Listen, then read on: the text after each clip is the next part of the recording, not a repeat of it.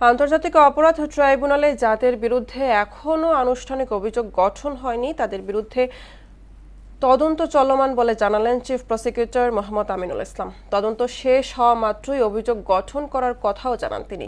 সম্প্রতি অভিযোগ ছাড়াই ট্রাইব্যুনালে আটক রাখা নিয়ে কিছু বিদেশি মানবাধিকার সংস্থা ও গণমাধ্যম যে দাবি করেছে তা সঠিক নয় বলে মোহনা টেলিভিশনকে এক সাক্ষাৎকারে এসব জানান চিফ প্রসিকিউটর। মুদাসসির আলীর বিশেষ প্রতিবেদন, ক্যামেরায় ছিলেন তারিকুল ইসলাম খোকন।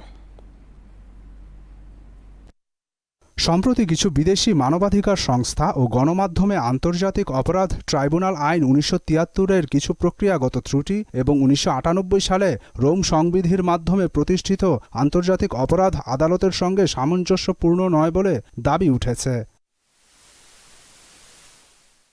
প্রক্রিয়াগত ত্রুটির মধ্যে একটি হচ্ছে বাংলাদেশের আন্তর্জাতিক অপরাধ ট্রাইব্যুনাল রুল ৯(৫) অনুযায়ী কোনো আনুষ্ঠানিক অভিযোগ ছাড়া কাউকে ১ বছরের বেশি আটক রাখা যাবে না, যদিও কেউ ১ বছরের বেশি সময় ধরে আটক আছেন।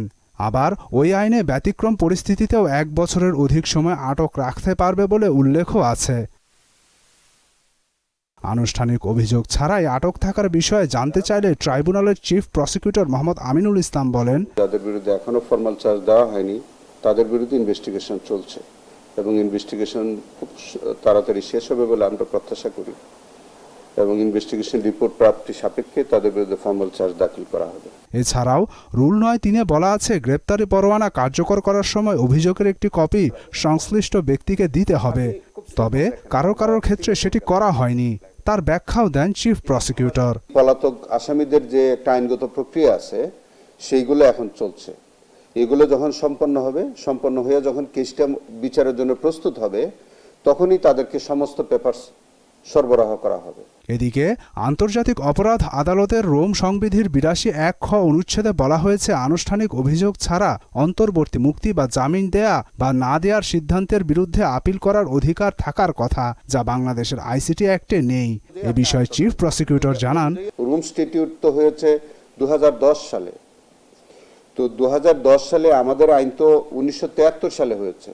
আবার দাবিও উঠেছে আসামি পক্ষে পর্যাপ্ত আইনজীবী না থাকা, যদিও সব আসামিদের আইনি অধিকার রাষ্ট্রপক্ষ তদারকি করে যাচ্ছে বলে দাবি চিফ প্রসিকিউটরের। অনেক আইনজীবী আছে যারা এখানে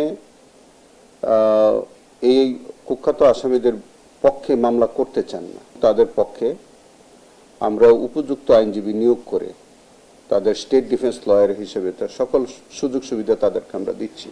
তবে বাংলাদেশের পরিস্থিতি জটিল হওয়ায় এবং দেশের আইনকে একেবারে উপেক্ষা করে হুবহু আন্তর্জাতিক মানদণ্ড অনুসরণ করা সম্ভব নয় এবং উচিত নয় বলেও জানান তিনি। আমাদের যে ১৯৭৩ সালের আইন, এটা যতদূর রোম স্ট্যাটিউটের সাথে সামঞ্জস্যপূর্ণ অতটুকু আমরা ফলো করব, আর বাকিটা আমাদের আইনটাই প্রাধান্য পাবে।